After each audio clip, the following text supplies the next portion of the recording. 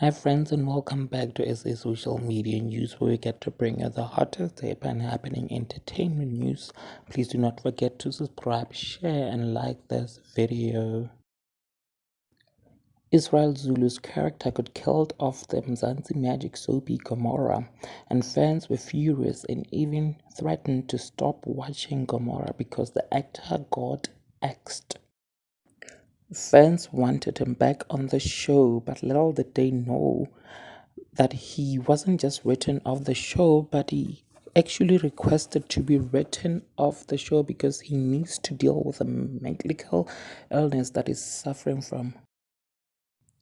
He admitted that in the past month he hasn't been able to perform to the best of his ability because he's suffering from an illness called gangrene, which left him crippled.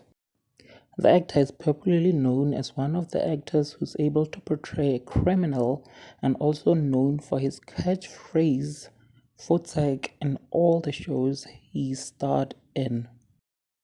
Now, you guys, this is actually sad. We definitely wish him to recover and come back and grace our screens. Guys, please subscribe, comment, and share on this video. I'll definitely see you on the next one. Thank you so much. Bye.